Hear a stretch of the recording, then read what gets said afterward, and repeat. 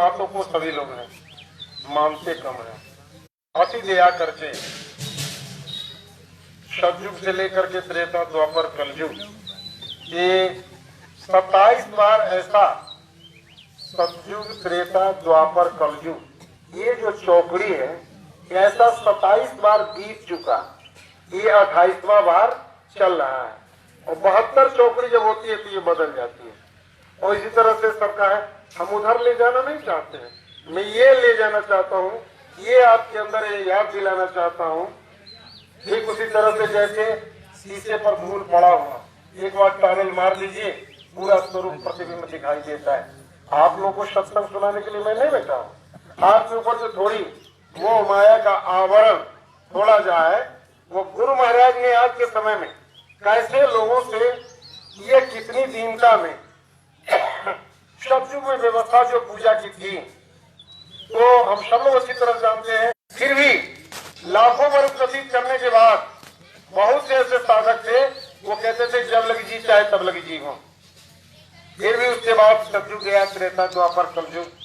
लेकिन इस कलयुग में इतना मलिन युग, ऐसे में हम लोग कितने सौभाग्यशाली हैं, बराबर अपने भाग्य को सराहें कि अनामी महाप्रभु ऐसे माहौल में आए जिस समय सबसे कलयुग में सारी पूजा जो सतयुग का था जिसमें हमारा लाखों वर्ष की आयु थी प्रेमी परमार्थी साथियों, उसमें धीरे धीरे उतरते उतरते फिर भी कितना प्रबल था, चाह करके भी पूजा नहीं कर सकते थे। कहाँ लाख वर्ष आयु और कहाँ 100 साल आयु, 100 साल भी नहीं पूरा कर पाते। हम लोग यहाँ ये कहावत थी सट्ठा तो पट्टा, 60 वर्ष हुआ तो करने के लायक हुए, लेकिन अब तो 25 से 30 में ही बस एक्सपायरी डेट की दवा बनते जा रहे हैं। तो हमारे यहाँ अष्टांग योग की क्रिया थी इस कलयुग में प्रधान, यम नियम आसन प्रत्याहार प्राणायाम ध्यान धारणा समाधि। लेकिन स्वामी जी महाराज ने 5 हटा दिया, सिर्फ 3 रखा। यम नियम आसन प्रत्याहार प्राणायाम ये हटा दिया, ध्यान धारणा समाधि यानी सुमिरन ध्यान और भजन। और इतना सरल इतना संक्षिप्त में आप स्नान किए हैं चाहे नहीं है, आप चाहे जहाँ कहीं भी हो, हमारे गुरु महाराज ने इतना छूट दिया कि अगर टट्टी में हो, अगर आपको समय नहीं मिलता है तो वहीं पर कर लो। बोलो आप लोग कोई सुना, कोई ऐसा महापुरुष, कोई ऐसे उपदेशक इस भारत में है जो ऐसा छूट दिया हो? अरे थोड़ा सा अभी तो घेर दिलाइए ना। नहीं ऐसा सुना नहीं।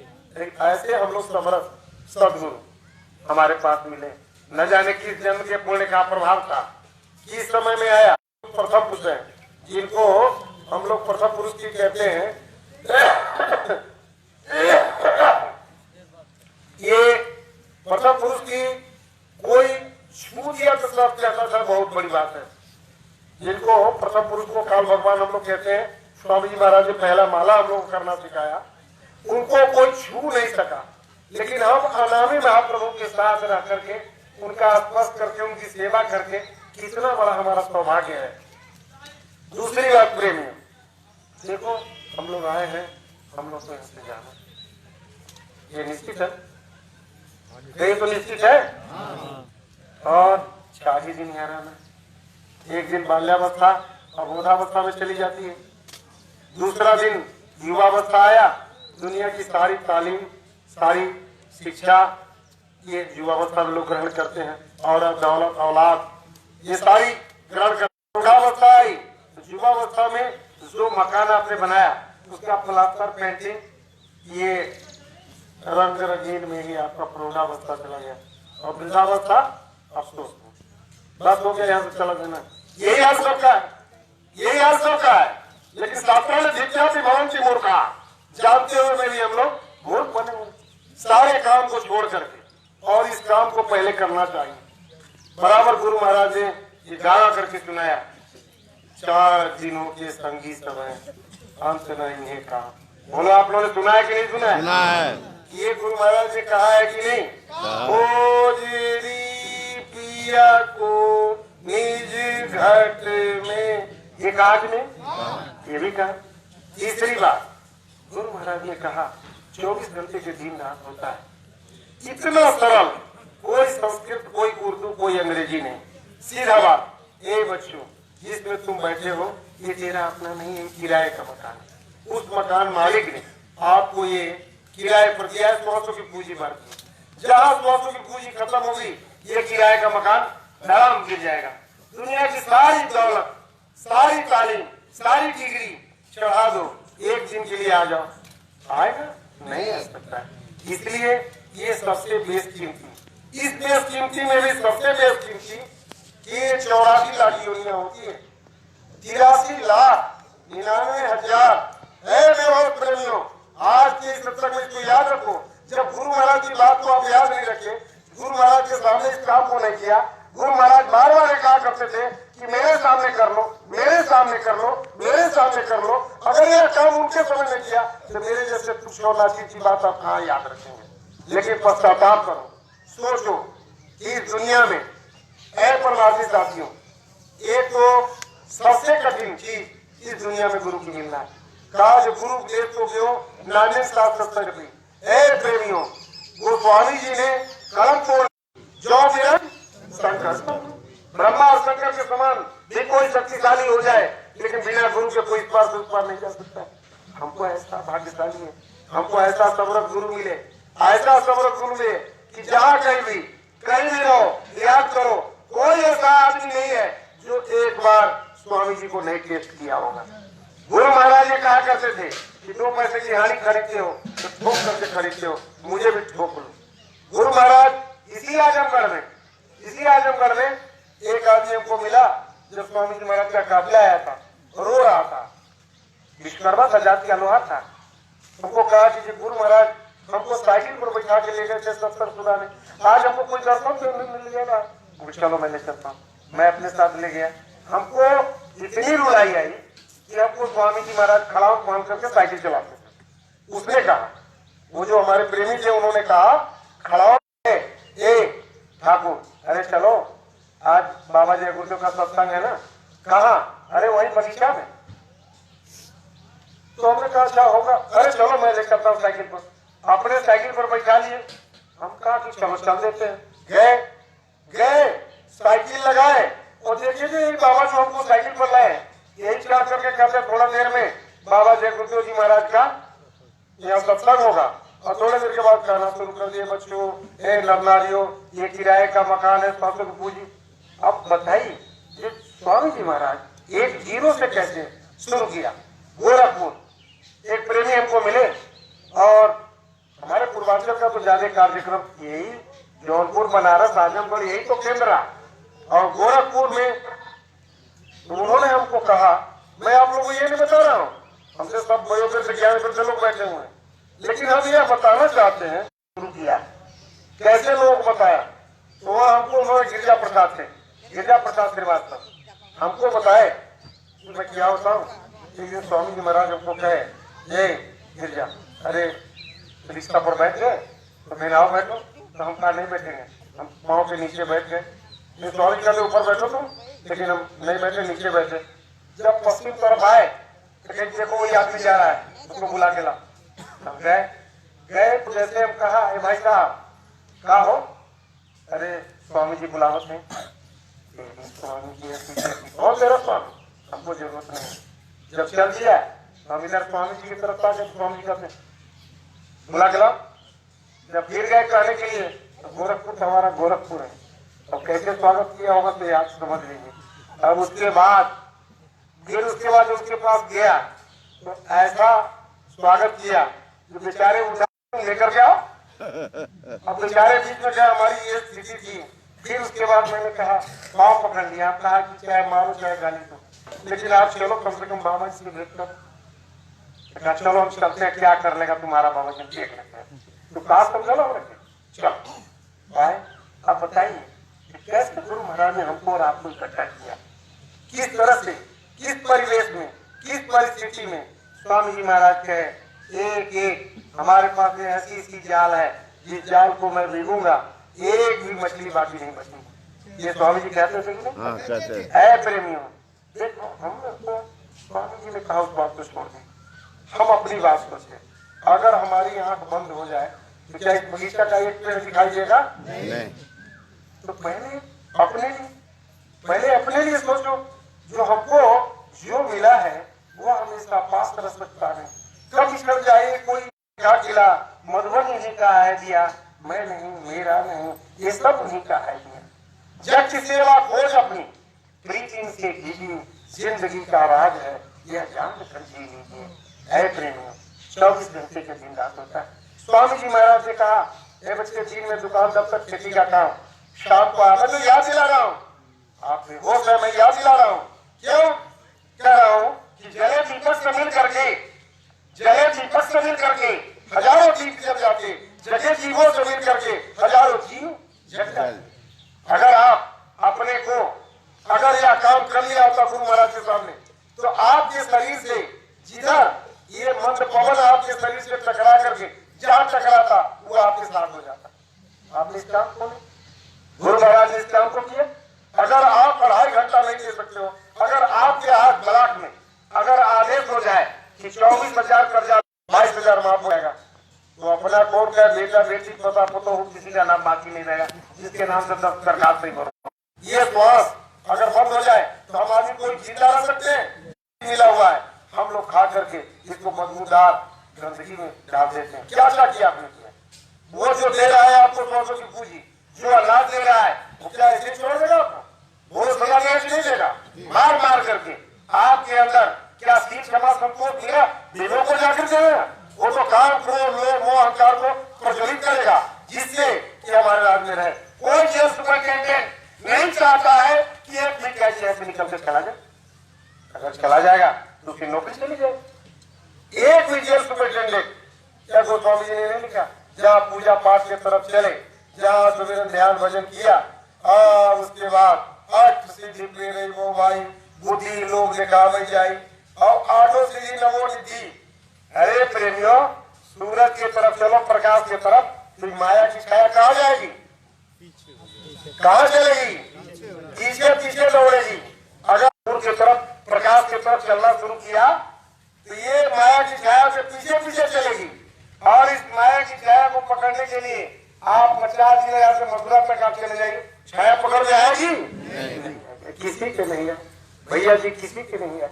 इसलिए अपने नूर पर, लाइट पर, प्रकाश पर हम चलने के लिए गुरु महाराज ने छूट दिया कि दिन में दुकान दफ्तर खेती का काम, शाम को आ गए सेवा, और रात को जब कोई काम नहीं हो उस समय बैठ करके 2.5 घंटा भजन कर।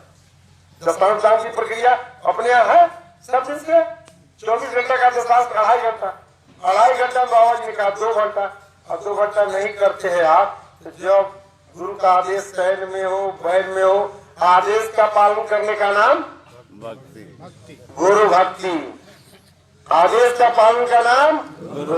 अगर 2 घंटा समय नहीं देते हो तो बोलो आप गुरु भक्त हो कि नहीं? किस काम का झंडा, किस काम का ये सब बेकार। अगर यह काम नहीं किया, मिटा दो अपनी हस्ती को, मिटा दो अपनी जो ताकत है उसको। लेकिन गौरव पुराण में जगाया कि गुरु उपदेश तो केवल अन्य शास्त्र, सैकड़ों शास्त्र का अध्ययन करने वाला जब तक गुरु की बात को नहीं सुनेगा तब तक उसका कुछ नहीं होगा। 12वें अध्याय में कहा कि मनुष्य लुब्धो यथा मत्स्य लौह संकुम न पश्यति।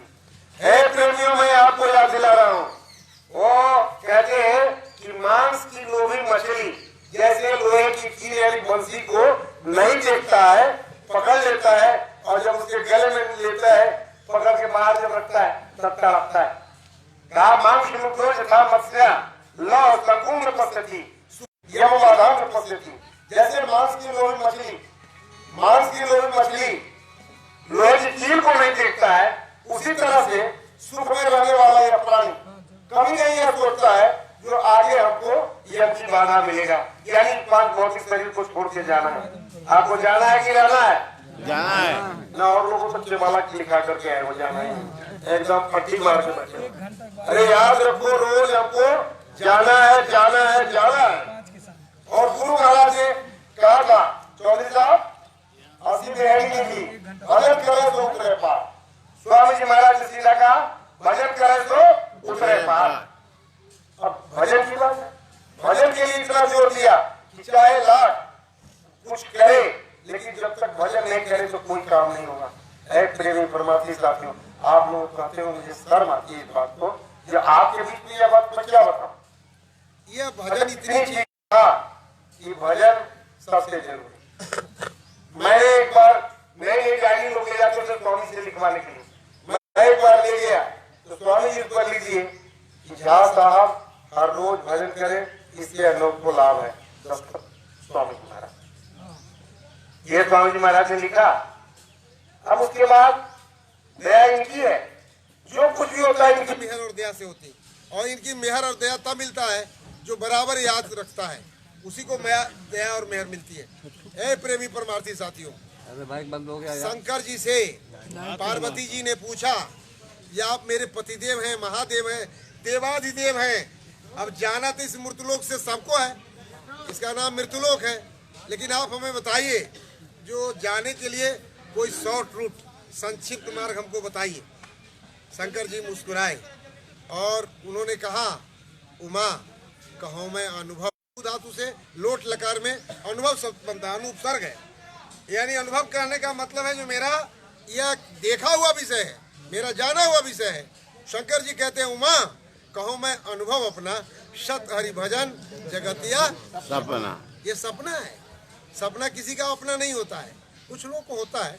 एक आदमी सपना में सोया हुआ था और देखा, कहा 1 लाख ले ले, कहा नहीं, अरे 5 लाख ले ले, नहीं, अरे 10 लाख ले ले, कहा नहीं, तब तक काट लिया उसको खटमल, नींद खुल गई और आंख बंद कर कहते जो ही देता है सोई दे दो, जो ही देना सोई दे दो, जो ही देना सोई दे दो। अरे मिलने वाला कुछ थोड़े, सपना किसी का हुआ है, किसी का नहीं हुआ है। प्रेमियों परमार्थी साथी, देखो जब उन्होंने कहा मैं अपने अनुभव की बात कहता हूँ, अब अनुभव की बात कह करके जब उन्होंने कहा, तब उसके बाद उन्होंने कहा दूसरी बात, अब ये शंकर पार्वती जी का पति पत्नी का संबंध था, तो अभी तो विश्वास होना चाहिए भजन के लिए। तो जब पति पत्नी के बीच में कहा जी इस पार से उस पार जाने के लिए भजन ही काम आएगा। काग भुसुंडी और गरुड़ जी का रामायण में 4 घाट है और चारों घाट से ही प्रवेश करते हैं। तो उन्होंने पूछा कि इस दुनिया से उस पार जाने के लिए क्या उपाय है। कहा ऐसे ही बीनू हरि भजन खगेसा, मिटे जीवन की कलेसा। ये जीवन का जो क्लेश है बिना भजन के जाने वाला नहीं है, इसलिए भजन। हनुमान जी से पूछा, कौन हनुमान किसका नाम है, जिसने अपने मान को हनन कर दिया, हनुमान। और इतना बड़ा ज्ञानी कि आज तक इस धरती पर कोई ज्ञानी नहीं है, है ना, इतना बड़ा कोई अतुलित बल धामंग ज्ञानी नाम अग्रगण्यम, ज्ञानियों के सबसे अगली पंक्ति में बैठने वाला।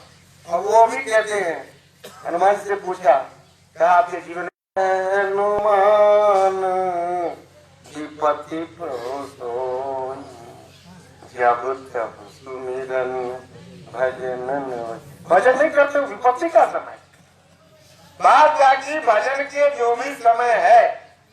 अब बताओ, इंद्रियों के द्वार पर आप जाते हो, कहते हो आनंद है, नहीं वो कष्ट है।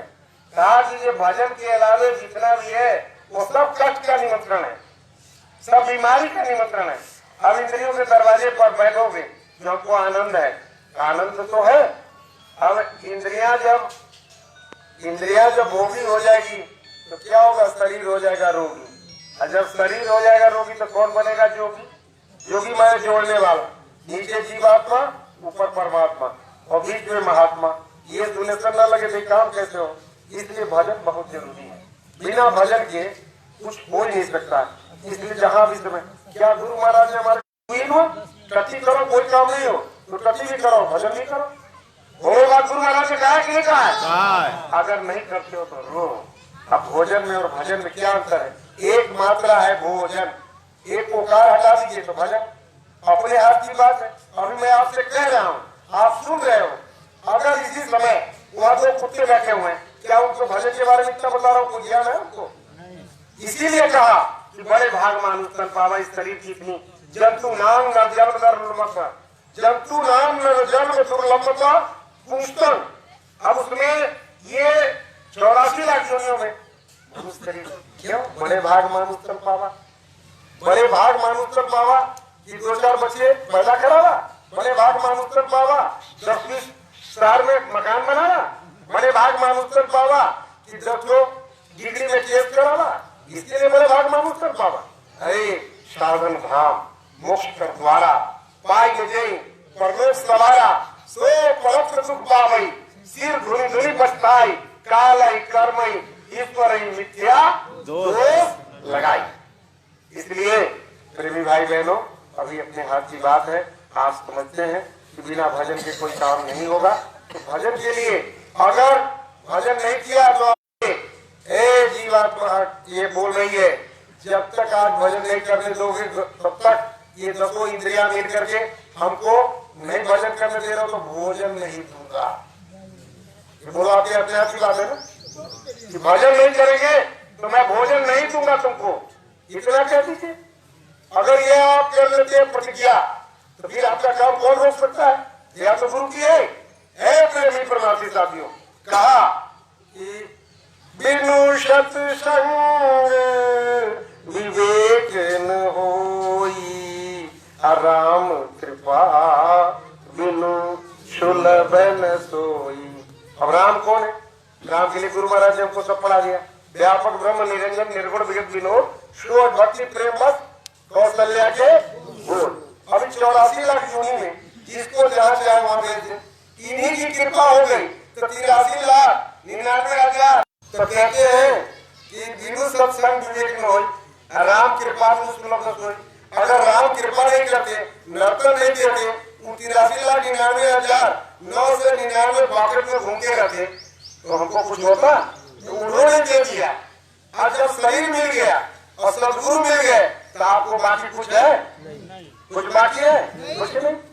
अब एक धोबी का गंदा था और वो कहता था जो देखो ऐसा है, जो बाल होकर के जा रहे थे, एक महात्मा देख के एक आदमी इसको पीट रहा है, पहुंच गया नीचे। अरे भाई ये बेजुबान प्राणी को क्यों इतना मारते हो?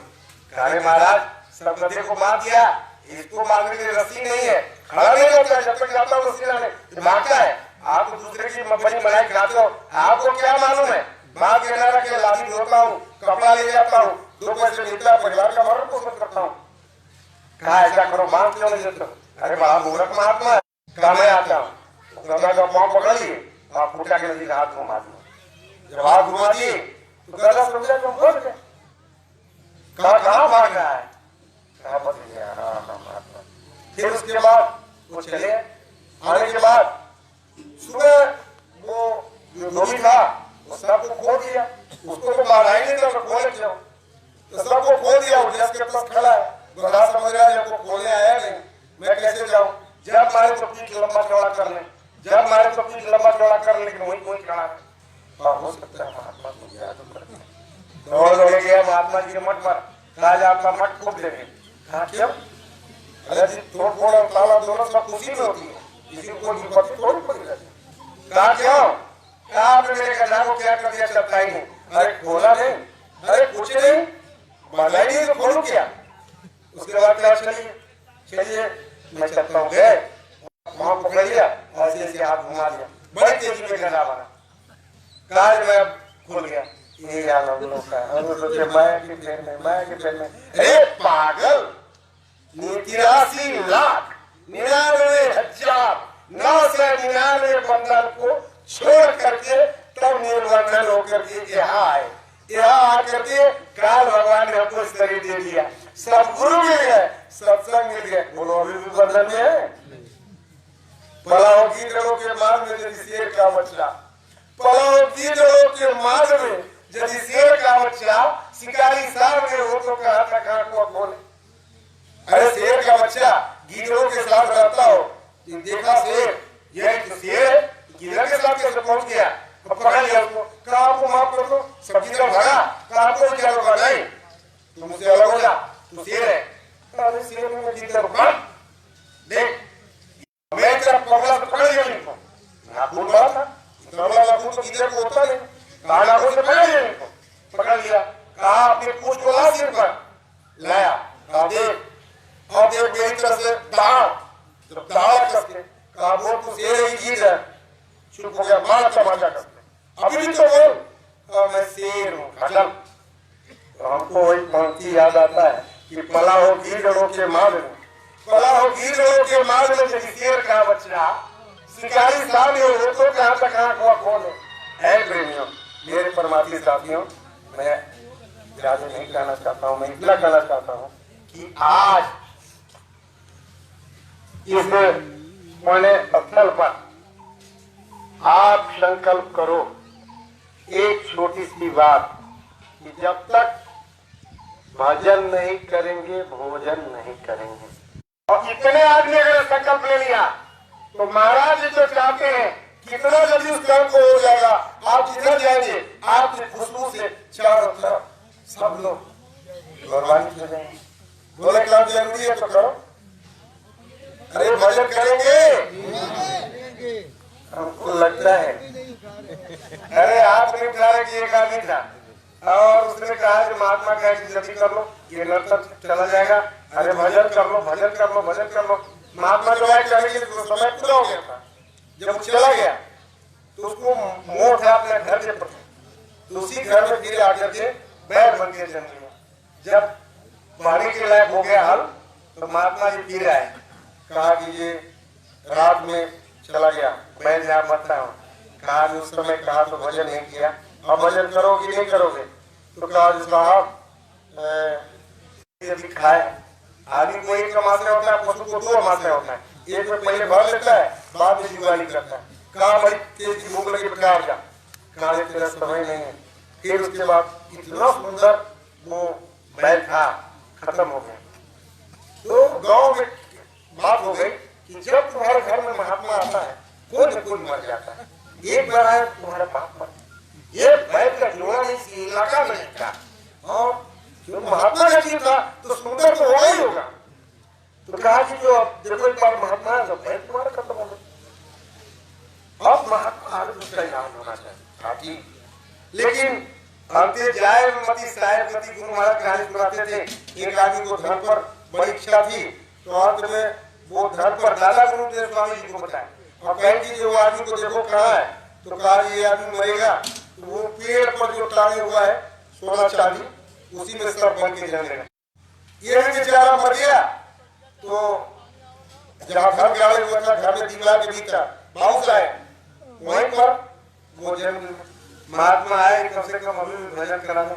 महात्मा सदा संसार में सतपुरुष नरतम धर के आए मगर संसार वाले क्या कभी पहचान पाए। नरसिंह देव जी को गाने के लिए आप लोग मालूम है नर तक चले गए तो महात्मा अपने जीव को छोड़ दे। अब वो देखो हमारे गुरु महाराज अनादि महाप्रभु जो चाहते इस दुनिया का बीघे तो बीघे 4 बीघे का मालिक वाला मोट पर लौट देते जीवता। लेकिन हमारे महाप्रभु बराबर नाक से आंख से पानी गिरा हमको आपको उठाने के लिए कोई उपाय नहीं था। तखत पर बैठा आज लोग क्या को दूध झोंकने के लिए कहते हैं कि अभी जिंदा है। बताओ उनको हमारे बिना चैन था? हमारे बिना चैन था उनको? और उठा करके हम लोग मंच पर रख देते थे। स्वामी जी महाराज सुनाते इस महात्मा को भी अपने जीव से करता हम लोग पकड़ लिया। कौन? अब जब गांव के लोग उसका इलाज करने लगे यानी किराए का मकान खाली होने लगा। समझ गया ना? किराए के मकान खाली होने समझ गया ना? तो कहा कि भैया क्यों मारते हो? ऐसा इसके पास धन बहुत है मैंने वही बताने आया। जैसे धन का नाम सुना तो हमें पश्चिमी सभ्यता की चमक दमक और भौतिक बात के ऊंची उड़ाने हमारे महाराज भी उसी पर ध्यान देते हैं ना। मेरे ऊपर अभी ऊपर गए थे मैं नहीं कहूंगा लेकिन वो कहा इसके बाद बहुत सारे एक बताने आ रहा हूँ। अरे मत कहा है बता दीजिए। कहा नहीं बताऊंगा प्रधान जी को बुला के लिया। प्रधान जी जो है कहा जी महाराज इसके घर बहुत धन है वही बताने के लिए मैं आता हूँ। ये लोग हमको जो है किराए का मकान खाली कराना चाहते हैं। कहा महाराज कहाँ है तो बता दीजिए। कहा नहीं बता दूंगा लेकिन एक तो बता दीजिए कहाँ है। कहा ठीक है चलिए गए। मिट्टी का जुगाड़ था पहले तो इसे बोलता था मिट्टी के जुगाड़ मारा डंडा करके उसकी हड्डी टूट गई। साथ की हड्डी बड़ी पतली होती है। जब टूट गया तो महात्मा जी ने कहा प्रधान जी मैं जा रहा हूँ। मैंने कहा था उसको जो चीज आपको दे दीजिए आपने उसकी कमर तोड़ दी। अरे अरे महात्मा बड़े दयाल बोलते हैं। अरे साहब बता दीजिए इस तरफ ले जाइए। ये मिट्टी का थाली मंगाए उसने उठा के इस तरफ को रख दिए। कहा महात्मा जी जया कर दी, कहीं इसी के नीचे है, देखा तो पूरा धन था, उस सब धन में लग गया और महात्मा जी उस शर्त को ले लिए, क्योंकि इनको तो अपने जीवों के उठाने का एक ही काम है, दूसरा तो कोई काम है नहीं। जीव को लेकर के आए और ऐसे ही यही सी रोड पर आगे वो पोखरी के किनारे में पीपल का पेड़ है ना, वो पीपल के पेड़ के नजदीक बबूल का पेड़ नहीं हुआ, वहां ले जा करके महात्मा अब पूछे अब भजन करो कि नहीं, तो रोने लगा। कहा महाराज जिसके लिए दिन रात इतना कमाया, जिस बेटा ने उसने कमर तोड़ के घर से बाहर भी दिया, कहा कोई नहीं यहाँ तेरा, यहाँ तो रैन बसेरा, कोई नहीं यहाँ तेरा, यहाँ तो रैन बसेरा, जब लगे जिसका स्वार्थ जिससे, जब लगी जिसका, जब लगी जिसका स्वार्थ जिससे, तब लगी वह लगे तेरा, यहाँ तो रैन बसेरा। जय गुरुदेव जगावन आए, जय गुरुदेव जगाए, जग जा अब ही सवेरा, यहाँ तो रैन बसेरा। उसी कूप में पुनि पुनि गिरता, उसी कूप में पुनि पुनि गिरता, अरे भजन नहीं तुम तेरा, यहाँ तो रैन बसेरा। एक सर्विस वाले 1 महीना 2 महीना 3 महीना 4 महीना अपने घर में बेहतर नहीं थे, तो झाड़ू से स्वागत होगा। यहाँ पति पत्नी का संबंध नहीं, यहाँ तो अपने स्वार्थ का संबंध। एक काश्तकार अपने घर का अनाज अगर दौड़ी कर ले और खलिहान से अपने घर में ले जाए, पड़ोसी सिर्फ जाकर कह दे दूसरे के घर में रख के इतना ही कर दो, और रोटी मिलेगी। काम किसका है? अरे बाप इतनी जिंदगी भर काम किया और जब अंत में वृद्धावस्था होता है, क्योंकि राउंड ओवर का जीवन, जहाँ जन्म लिया तो मोला मस्ता नंगा, दूसरा खिला लिया तो खाया, पढ़ा तो पढ़ाया, कपड़ा पहनाया तो पहनाया, नहीं तो वह कट्टी किया उसी पर पड़ा हुआ है। यही हालत होता है जब वृद्धावस्था होता है। तब जब वृद्धावस्था हो जाए तो बेटा क्या कहते हैं, बूढ़ हो गया कि इसको बोलने का ढंग नहीं, इसको खाने का ढंग नहीं, अब याद ही नहीं है खाना खाया, पड़ोसी आया कहा कि क्या भाई जी भोजन हो गया, कहाँ भोजन किया, बेटा क्यों लट लेके दौड़ा, अभी खिलाया, अभी खिलाया, अब मेरा इज्जत दे रहा है, अरे वो बच्चा बन गया, तुमको याद नहीं है। अब उसके बाद में 4 बजे कट्टी होता है तो बेटा क्या करता है, अच्छा होता गुरु महाराज जी का शरीर छोड़ा सबसे बड़ा कष्ट है, अरे कष्ट किया तो महाराजा है, बड़े बड़े कट्टी कर रहा है, तुम कपड़ा धो रहे हो, तुमको तो फिर धोना पड़ता है, कष्ट तुमको है, तुम्हारी स्वास्थ्य की पूर्ति नहीं होती है। अब तो एक्सपायरी की दवा है, कंपनी का ताजा माल था, जिस समय इस समय है उस समय तो बहुत अच्छा था, लेकिन अब खत्म। इसलिए प्रेमियों ये दुनिया अपने स्वार्थ का है। जब महात्मा जी ने सबको कहा तो कहा कि अब भजन करेंगे, बोलो साहब तो भजन करेंगे, अरे साहब भजन करेगा, अरे कान बंद करेगा, लेकिन महात्मा की बात याद आ रही थी, तड़प रहा था। इसलिए मैं तो छोटा आदमी हूँ, छोटा आदमी प्रार्थना करता है और बड़े आदमी आदमी देता है। तराजू में 2 पलड़ा होता है, एक पलड़ा होता है जिसमें सामान रहता है, वो कहाँ रहता है, जिस पल्ले में सामान रहता है कहाँ रहता है, नीचे रहता है, और जिस पल्ले में कुछ नहीं रहता कहाँ रहता है, ऊपर रहता है। बोलो हम आप लोग के ऊपर है ना, मैं तो खाली है, छोटा आदमी, आप लोग भारी आदमी है। मैं प्रार्थना करता हूँ एक बार गुरु महाराज के सामने आप प्रार्थना करो, हे गुरु महाराज जब यही सत्य चीज है, भजन ही है साक्षी, बिना भजन के कुछ हो नहीं। मैं 22 को प्रमाण दूंगा ग्रंथों का, जिसमें सब में एक ही बात है कि बिना भजन के कोई उपाय नहीं। आपको भजन नहीं करो, बच्चा के लिए करना, अरे प्रांत के लिए, राष्ट्र के लिए करना, अरे कौन या अपने योगी या मोदी के लिए करना है, अरे अपने लिए करना है। बोलो भजन करिए कि आज तक जो गीत गई सो बात गई, अब जब तक भजन नहीं करेंगे तो भोजन हम शरीर को नहीं देंगे। आज न कल से इसको स्मशान में जाना जाना। बोलो सबको याद रखकर संकल्प करो जो भजन करेंगे। अब देखते हैं कौन आदमी भजन का नहीं करेंगे। अच्छा, जय गुरुदेव, जय गुरुदेव। इन्हीं शब्दों के साथ मैं अपने वाणी को विराम देता हूँ। मेरे कहने सुनने में अगर कोई किसी भाई को कष्ट हो गया हो तो अपने परिवार से बच्चा समझ के क्षमा करेंगे। और हमारे चौधरी साहब, हमारे भाई सतीश जी सब लोग यहाँ हैं और मैं निवेदन करूंगा कि मेरे बेटियों को ध्यान दें। जय गुरुदेव, जय गुरुदेव।